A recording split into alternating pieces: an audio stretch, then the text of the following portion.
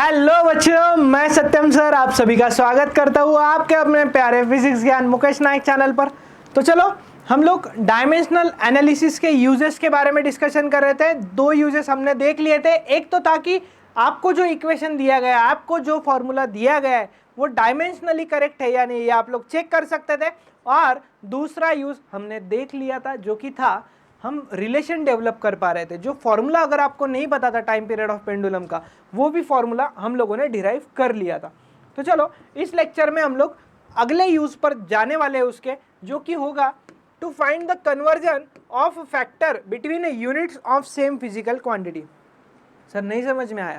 अरे यार कुछ नहीं, एक यूनिट से दूसरे यूनिट में कन्वर्ट किया जाता है चीज़ों को, तो वो कन्वर्जन फैक्टर हम लोग देखने वाले हैं, जिसके लिए आपको बेसिक यूनिट्स पता होने चाहिए। ठीक है, जैसे कि आपको पता है 1 kg मतलब कितना होता है। 1 kg मतलब 1000 ग्राम मतलब 10⁻³ ग्राम होता है। देन 1 मीटर मतलब आपको पता होना चाहिए 10⁻² सेंटीमीटर होता है। ये ऐसे इन्हें हम लोग यूनिट कन्वर्जन कहते हैं। और ये 10⁻³ 10⁻², ये क्या है? ये फैक्टर्स है जिनसे हम लोग उन्हें मल्टीप्लाई कर रहे हैं। क्लियर है ना? क्या कर रहे हैं? जिससे हम लोग उन्हें मल्टीप्लाई कर रहे हैं। चलो अभी हम लोग देखते हैं, जो आपके बुक में दे रखा है ना वो देखेंगे, बट पहले क्या करेंगे, दो फैक्टर्स में कन्वर्जन होता है। जैसे कि अभी हम लोग एनर्जी की बात करेंगे। एनर्जी का यूनिट क्या होता है? किसी को भी बोलो तो जूल बता देते हैं, सही बताते हैं। एसआई में होता है। अर्ग नाम का एक यूनिट होता है जो सीजीएस में होता है। तो हमें वही कन्वर्जन फैक्टर देखना है, जैसे मीटर एसआई में और सेंटीमीटर सीजीएस में। तो कोई कन्वर्जन फैक्टर होगा ना इनके बीच में, वो कन्वर्जन फैक्टर 10⁻² है। तो वैसे ही जूल और अर्ग में जो कन्वर्जन फैक्टर होता है वो कन्वर्जन फैक्टर हमें देखना है अभी। ठीक है, चलो तो स्टार्ट करते हैं। क्या करेंगे, हम दो सिस्टम देखेंगे। 1 और 2 नंबर दे दूंगा मैं। 1 नंबर जिसे भी रहेगा वो एसआई वाला रहेगा, और 2 नंबर जिसे भी रहेगा वो सीजीएस वाला रहेगा। ठीक है, ये आपको कंफ्यूजन नहीं रखना है 1 2 के बारे में। 1 आया मतलब एसआई है, 2 आया मतलब सीजीएस है। अभी मुझे कन्वर्जन चाहिए 1 जूल मतलब कितना अर्ग होता है। सर लेकिन हमें जूल के डायमेंशन पता है, अर्ग के नहीं पता। लिख लो अपने नोट्स में या माइंड में फिट कर लो। सिस्टम ऑफ यूनिट कौन सा भी हो, एसआई हो सीजीएस हो, डायमेंशंस चेंज नहीं होता है।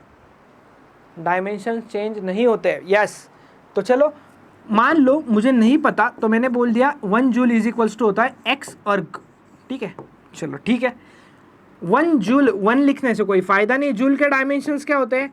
m1 l2 t-2। हाँ सर, देन ये x टाइम्स हो जाएगा। अर्ग के डायमेंशंस क्या होंगे? m1 l2 t-2। Sir same, yes मैंने अभी बताया।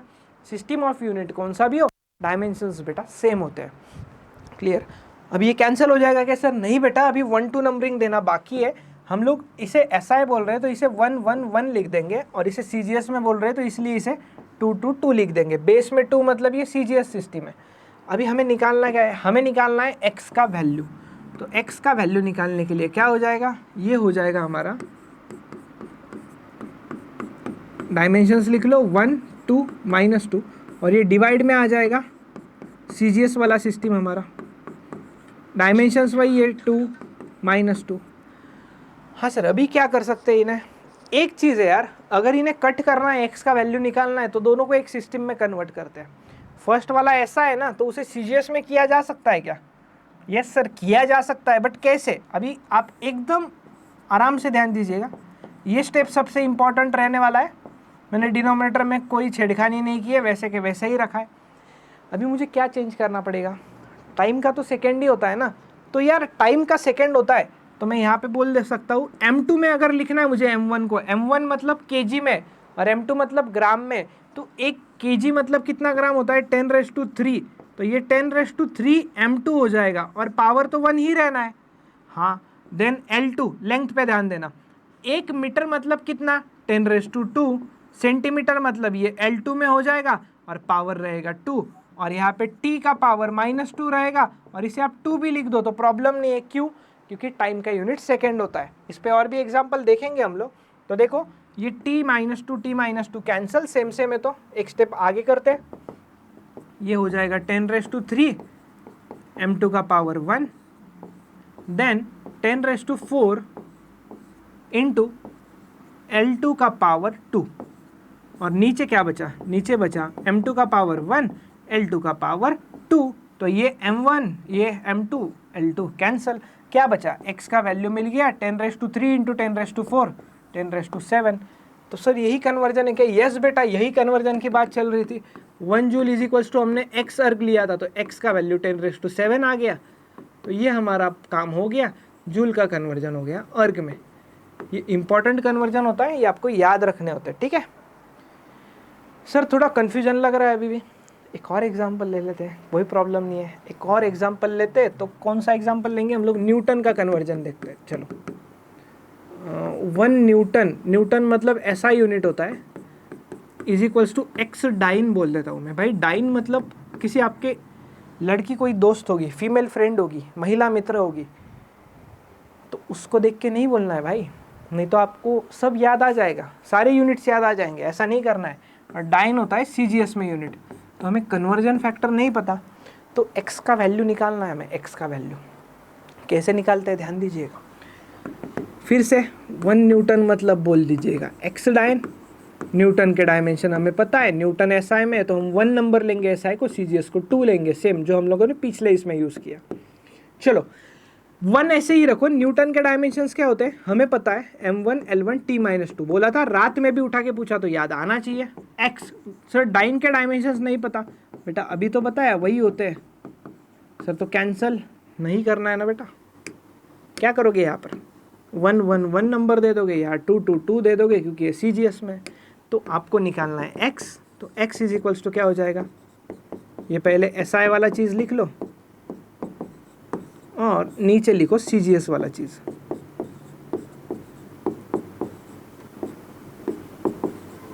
चलो क्या करना पड़ेगा सर? अभी कुछ नहीं, या तो CGS को SI में कन्वर्ट करो या SI को CGS में कन्वर्ट करो, आपकी मर्जी है, किसी में भी किसी को कन्वर्ट करो, बट 2 1 याद से ठीक से लिखना है, क्या लिखना है, तो x इज इक्वल्स टू, मैं फिर ऐसा ही CGS में कन्वर्ट कर रहा हूँ।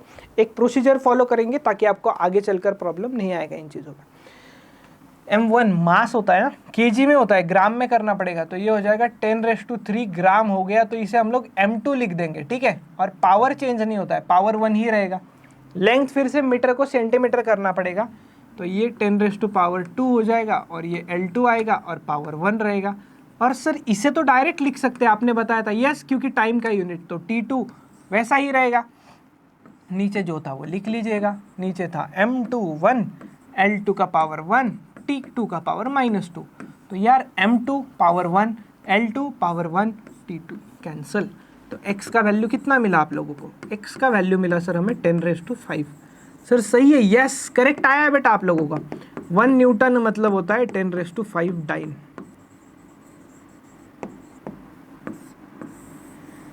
कितना होता है 1 न्यूटन मतलब होता है 10⁵ डाइन। चलो उम्मीद है ये क्लियर हो गया होगा, एक बार देख लीजिएगा, इसमें कोई डाउट होगा तो।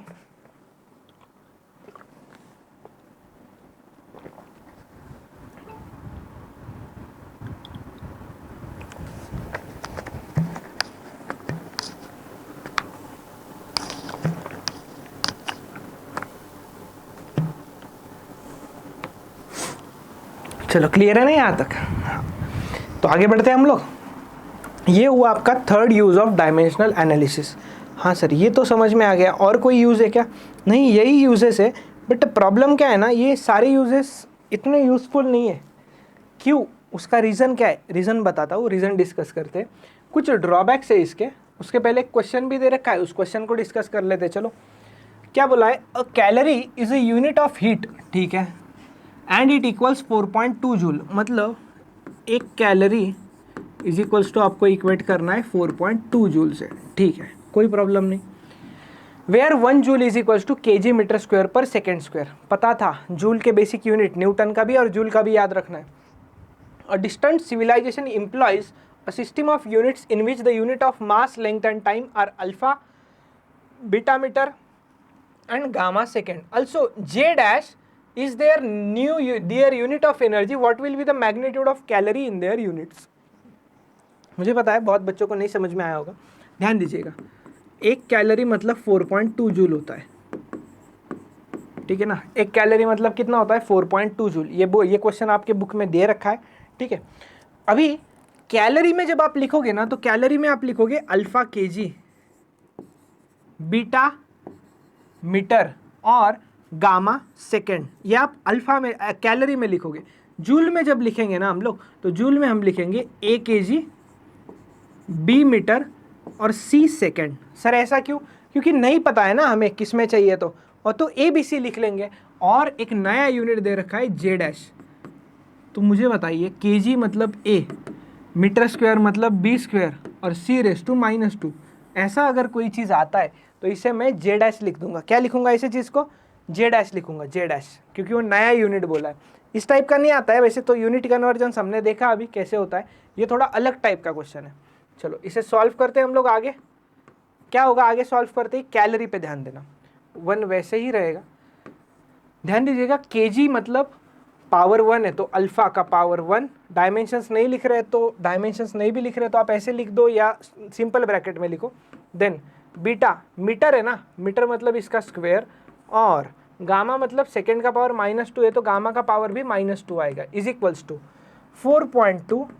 और इधर आएगा केजी, केजी के लिए नहीं एबीसी लिखे है ना हमने, एबीसी लिख रखे हमने। तो ए का पावर 1, देन बी का पावर 2 और सी का पावर -2। चलो ठीक है सर, हमें ये तो फाइंड करना है ना कि 1 ये कितना हो जाएगा इस केस में। 1 कैलोरी मतलब, तो 1 कैलोरी मतलब कितना हो जाएगा 4.2। ऐसे ही रखो। यहाँ पर ध्यान देना, मैंने बताया था A B square C raise to -2 को क्या लिख दूंगा? J dash. तो ये हो जाएगा 4.2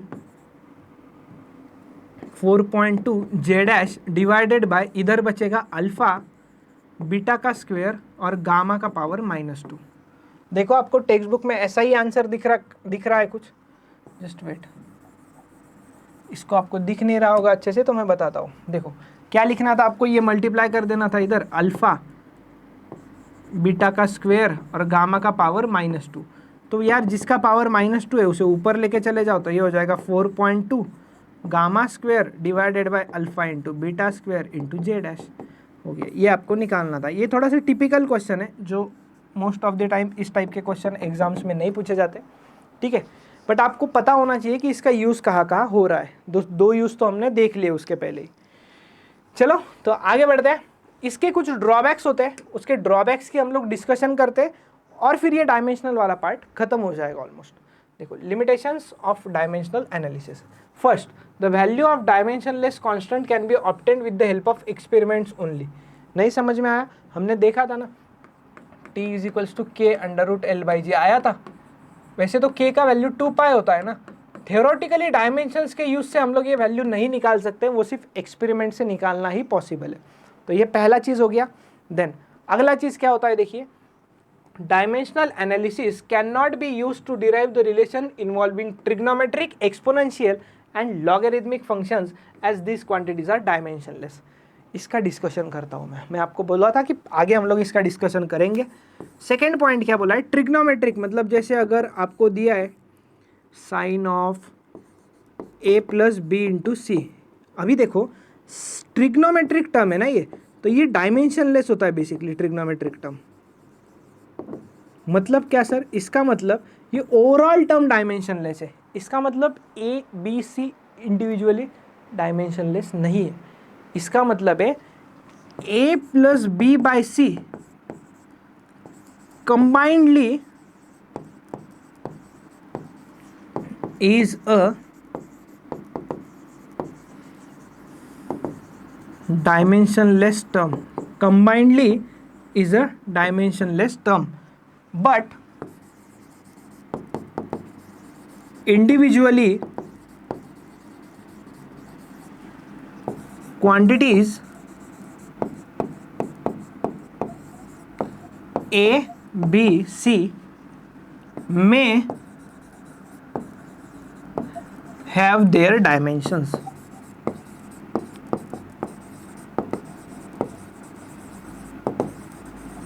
चलो उम्मीद है आपको ये समझ में आया होगा। इसका मतलब ओवरऑल पूरा टर्म डायमेंशनलेस है। इसका मतलब a + b × c का भी डायमेंशन नहीं है, मिलकर दोनों का। लेकिन ए बी सी का डायमेंशन हो भी सकता है, नहीं भी हो सकता, वो हम लोग नहीं बता सकते। सेम चीज किसके बारे में होता है पता है क्या?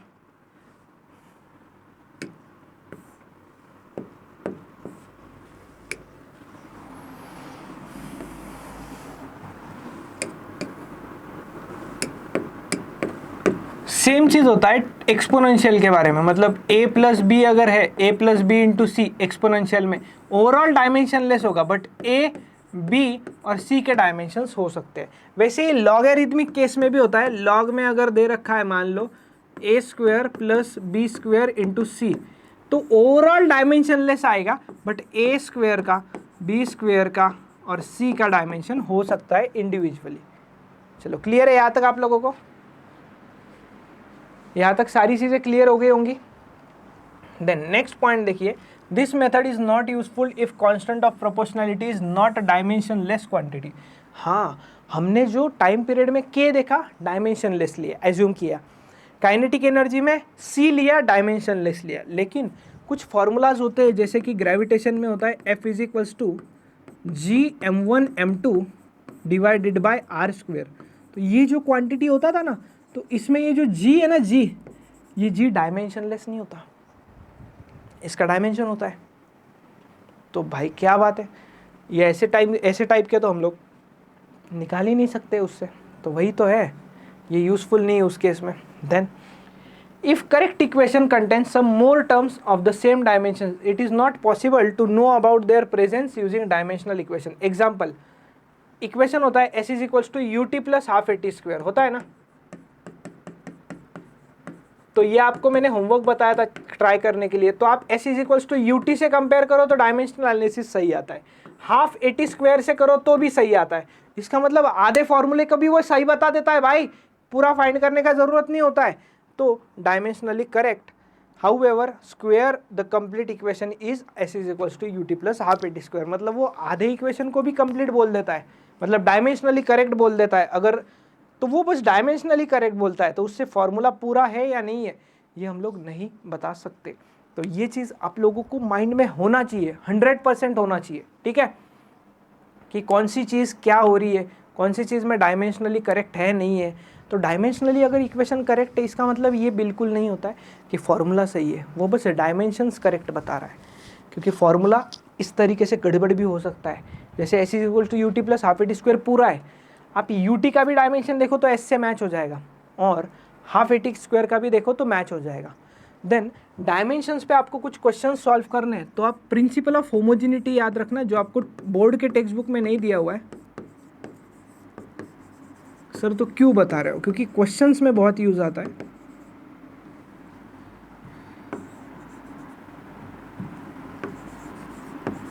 प्रिंसिपल ऑफ होमोजेनिटी, इसका मतलब क्या?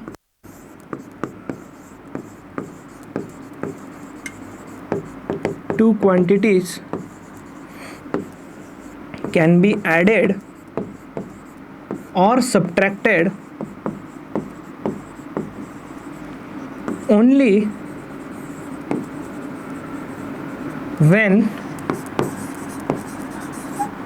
they have same dimensions।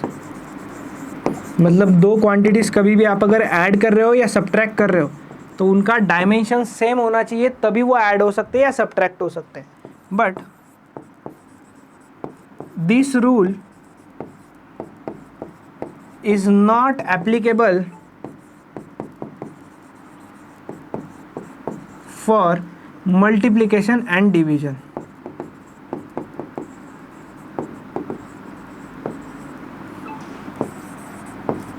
मतलब ये जो रूल है ना, ये एप्लीकेबल सिर्फ एडिशन और सब्ट्रैक्शन के लिए है, मल्टीप्लिकेशन और डिवीजन के लिए एप्लीकेबल नहीं है। ये मैंने आपको एक एक्स्ट्रा चीज़ बताई जो कि आपको क्वेश्चंस में बहुत अच्छी तरीके से हेल्प करेगा। तो चलो यार, हम लोग यही रुकते हैं। यहाँ पर हमारा इस चैप्टर का 3 पार्ट में चैप्टर डिवाइडेड होता है। एक होता है यूनिट्स वाला पार्ट जो पहले देख चुके हैं, डायमेंशंस वाला पार्ट जो अभी खत्म हो चुका है, और नेक्स्ट पार्ट होता है एक्यूरेसी, प्रिसिशन वगैरह, इंस्ट्रूमेंट्स के बारे में पढ़ने वाले हैं, लिस्ट काउंट क्या होता है, देन एरर्स कैसे आते हैं, सिग्निफिकेंट फिगर्स क्या होता है, हम लोग इस चैप्टर को ख़त्म करेंगे। तो चलो, उम्मीद है आपको मज़ा आया होगा इस लेक्चर में। आप और भी ट्राई कर सकते हो क्वेश्चंस डायमेंशनल एनालिसिस पे, अलग अलग बुक्स से लेकर और आपका क्वेश्चन गलत नहीं होगा अगर आपने लेक्चर शिद्दत से देखा है, मेहनत से देखा है, नोट्स निकाले, खुद से प्रैक्टिस की है। तो चलो, मैं सत्यम भंडारी यही रुकता हूँ। हम लोग मिलेंगे अगले लेक्चर में। Till then bye bye, take care, पढ़ते रहिए, रिवाइज करते रहिए।